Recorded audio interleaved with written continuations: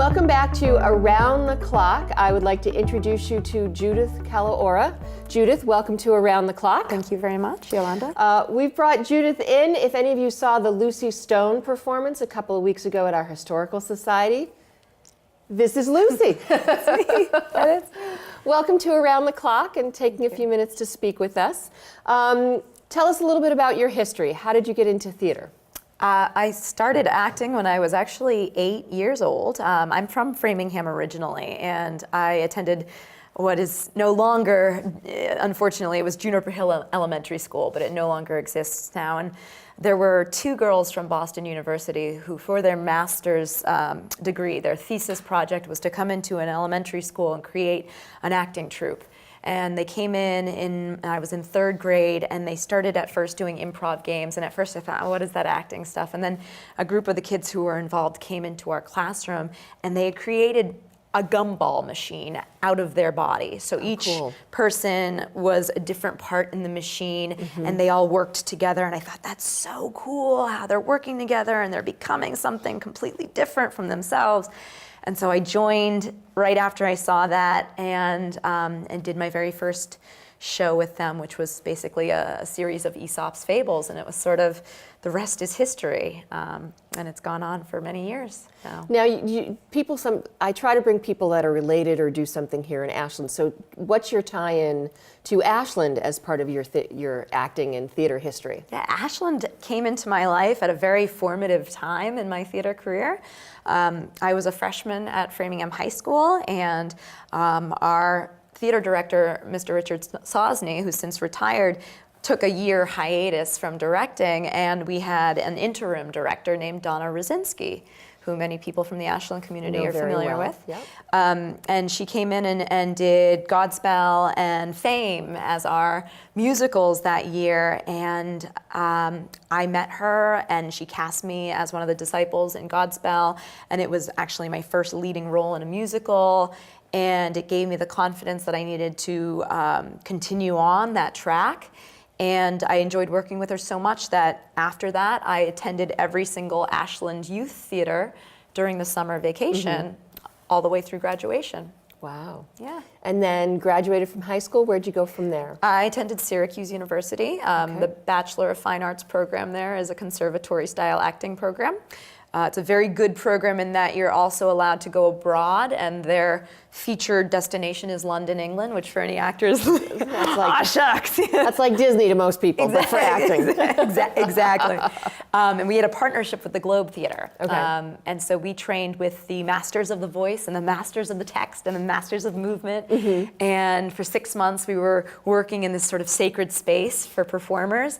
And on the day of my big performance, I had been cast as Lady M in Mackers, and the play that shall not be named. And I was in the middle of doing my monologue, I remember, and suddenly there were tours coming through, tourist tours coming through the Globe Theater. And I looked out, and I see suddenly a hand waving.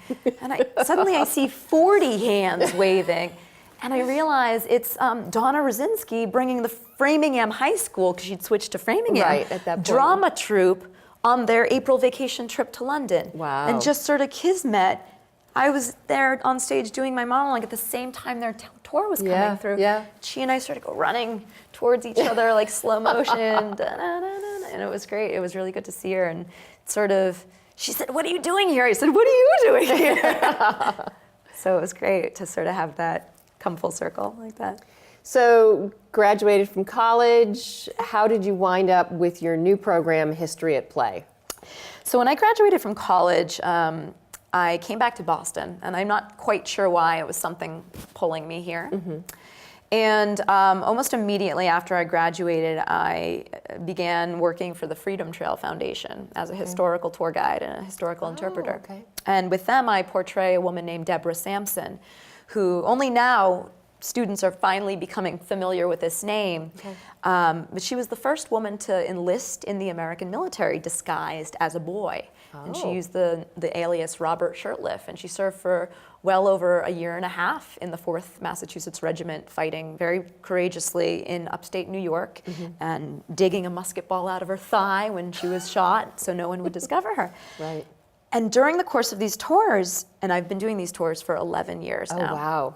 And I still do them. It's very close to my heart, the Freedom Trail. I would have tourists come up to me and guests come up to me and say, I want to know more about Deborah. I say, well, I have 90 minutes. I got to tell you about the Boston Massacre and the Boston Tea Party and Mr. Hancock and Mr. Adams and Mr. Revere. I don't have time to tell you any more about Deborah. And I thought, this is unfair to Deborah. Like, Deborah deserves to have her story told. She's the official heroine of Massachusetts, for goodness sakes. Right. So I wrote a play about her, a one-woman show telling her story, and I started to tour it to schools, and mostly I found the majority of my viewers were assisted living and independent living communities. They require this weekly, if not weekly, daily educational enrichment. It's part of what they pay to live there. Right, right. And it was a fantastic audience, and they were so giving and so supportive, and every time they saw the show, they said, we want you back, but we want another girl. Right. We want another story. We want another story. So from 2010 to now, 2016, I went from having one woman, Deborah Sampson, to now I'm on 5 women, my 5th being Christa McAuliffe.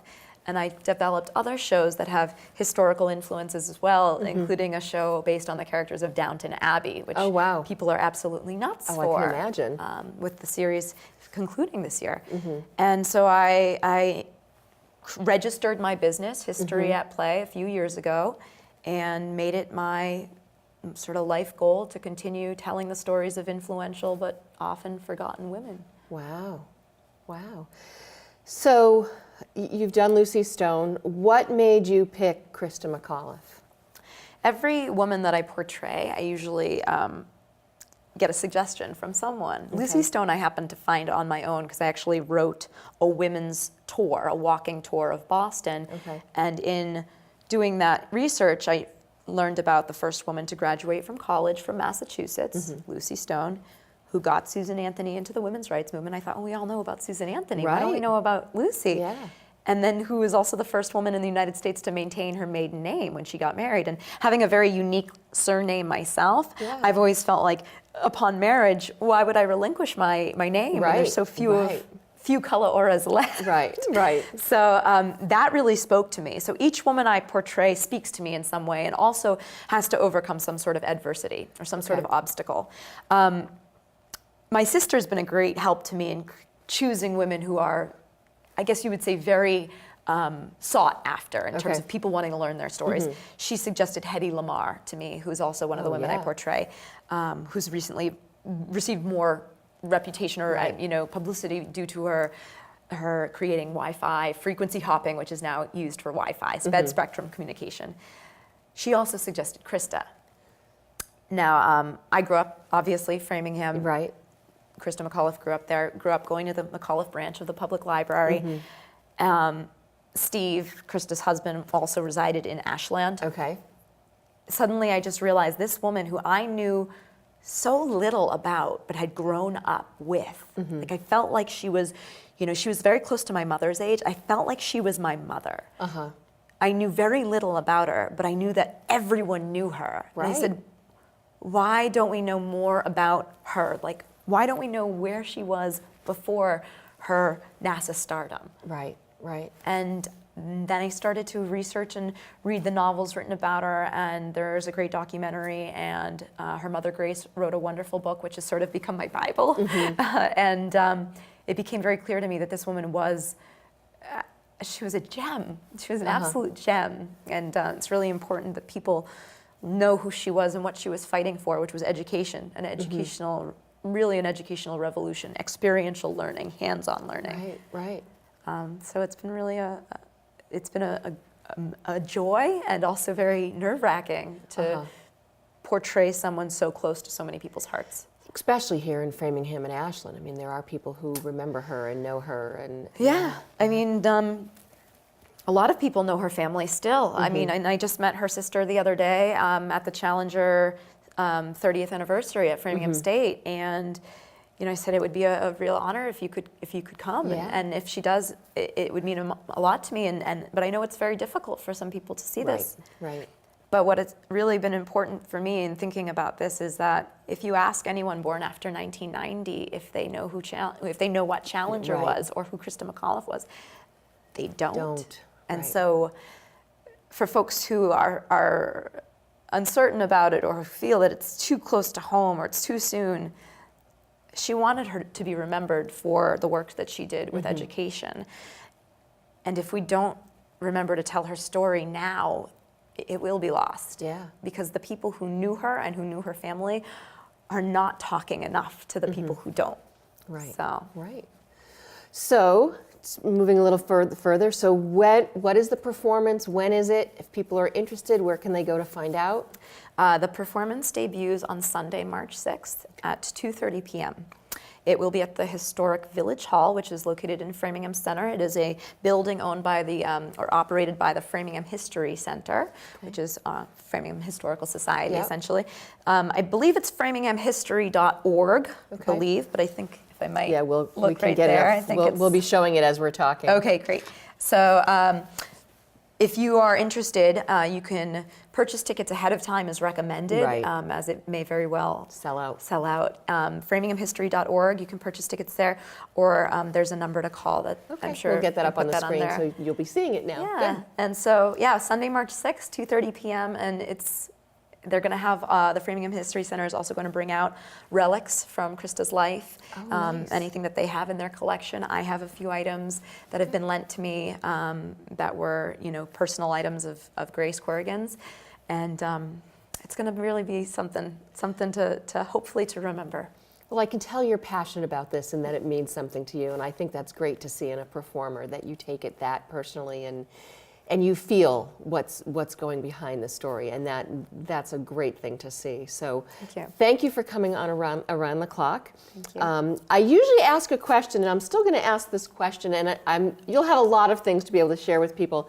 I ask first-time guests if there's something about you, Judith, that many people don't know. So I know there are some people here in Ashland who are good friends of yours, but is there something that people may not know that you'd be willing to share with our viewers? Okay, something.